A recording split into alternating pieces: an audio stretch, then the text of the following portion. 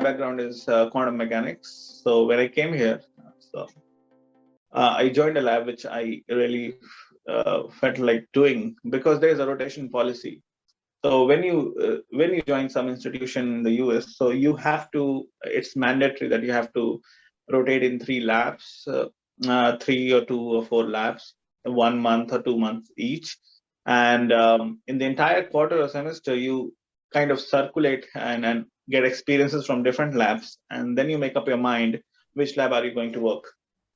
So, of three labs I joined, one of them was a complete theoretical uh, chemistry. One of them was kind of a molecular dynamics lab, and one of them was a pharmacy lab. The thing is, like, then I kind of thought to go for theoretical chemistry alone, and then biology kind of attracts me nowadays, and I thought of doing some interdisciplinary research. So my field spans around four professors in three different departments and three different areas of research. It's basically biomedical sciences, pharmacy and pharmaceutical sciences, and chemistry and biochemistry. So one of the research that I do is it's like you can say there are three levels of physics that we study in statistical mechanics, and there are three ways to study the dynamical systems. One of them is from the bulk point of view, that is Brownian dynamics. And in Brownian dynamics, you just treat particles individually as point particles. Then, if you go further down and if you want to see the proteins or systems from an atomistic point of view, then you use molecular mechanics. When you use the Newton laws of motion to study the force fields and just see them wiggling around. And if you want to go down further and go from a electronic point of view, then you go for quantum mechanics, where you see the charges of the electrons. You see a lot of things like exchange correlations, the the so many things like you go for perturbation theory, the density functional theory, the Hartree-Fock, and etc. etc.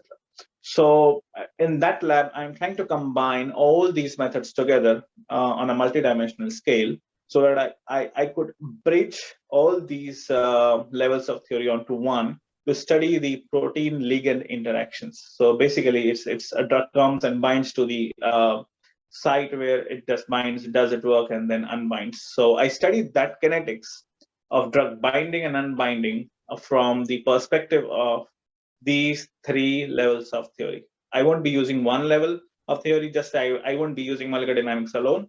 I won't be using Brownian dynamics alone or quantum mechanics alone, but I would be using these theories where like the drug is too far away, I would treat them as point particles. So I will use Brownian dynamics. Then if they are like close to the binding site, then I would use molecular dynamics. And if they're extremely close, just say and I will use quantum mechanics to decipher what is really going on. Is the charge being transferred or is the hybridization taking place? So that's all of the questions that I explore in terms of the biophysical point of view. In the other area of research, what I do is I develop sampling methods for molecular dynamics, enhanced sampling methods. So when you run molecular dynamics, you have to really focus on the time scale of events. And in that case, even though we have enormous computational power right now in around the world with supercomputers, we just cannot see the real biological process happening at that time scale. So we have to accelerate. So I'm working on methodologies that could accelerate the process of molecular dynamics so that we could see these proteins wiggling and jiggling in the correct time scale.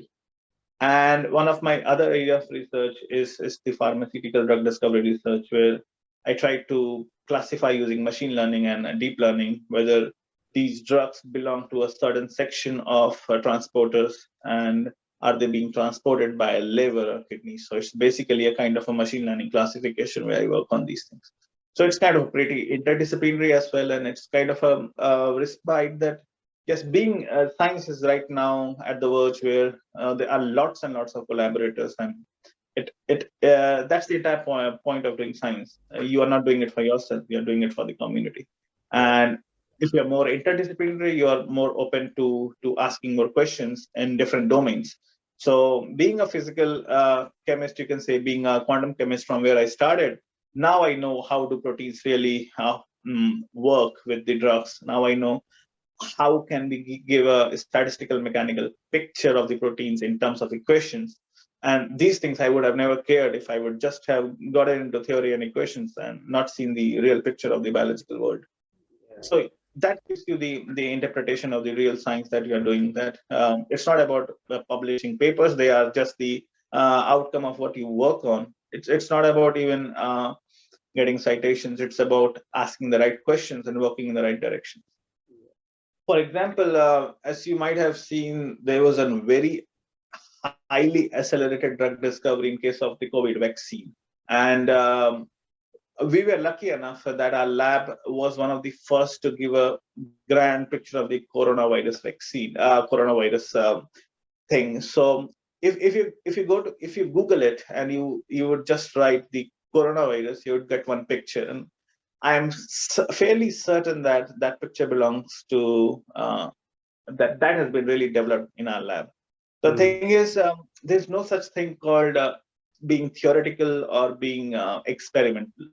It works in a very feedback loop system. Nature, yeah. So we recently are one of the labs that received this Bill and Melinda Gates Foundation fellowship. It's approximately $2 million, in which the task had been assigned to develop a pan-coronavirus vaccine. So it's kind of a thing where the experimentalist and the theoretical section both come together to provide a solution to a vaccine which could be effective for all the mutants of the coronavirus. And how does it work? You give a simple frame, or you try to decipher the structure at a molecular level. Then you get the real picture of what are the proteins that look like, where the domains could be studied. Then you give a kind of a rough picture to the experimentalist. Then they try to develop a kind of a inhibitor that can inhibit that region of the virus, or I would say that region of the proteins they are attached to. Then we get a feedback, we study again, then we give them, and so on. So we learn from them and they learn from us, and that's how it works. So it's rather, it would be like supplementing each other instead of terming ourselves as completely, oh, we just work with theory. So it's kind of a feedback loop system. And that's how you get all the papers. If you see the big publications in Science or Nature, you would really see all these theoretical stuffs being published along with the experimental stuffs as well. So sometimes what happens is a scientific experiment successes. It really happens, and then they want to know why or how did it happen. Okay, so this is one way of reasoning that we are here for, to explain the phenomena, because if we understand what the phenomena is, then we could go on and discover many such related experiments as well. On the other side, what we could do is we could study a theoretical concept through simulations, or study some aspect of science theoretically, and then we ask the experiments, okay, can it be done? And if it can be done, what are the things that you would need us to change? So we define the parameters, we define the hyperparameters, and then it goes to the experimentalist and then a feedback. So this is how a theory person should think of being an individual, or being a harbinger of science. Like you are setting something to the experimentalist which they learn from us, and then what we learn from them. So that's how entire concept of a theoretical science works. So in the early 1940s to 1970s, you would see a lot of scientists getting Nobel Prizes in theoretical physics, theoretical chemistry, but now it's being given to the experimentalists, because that is how they learn, right? The experiments were born as a brainchild of the based on the theory.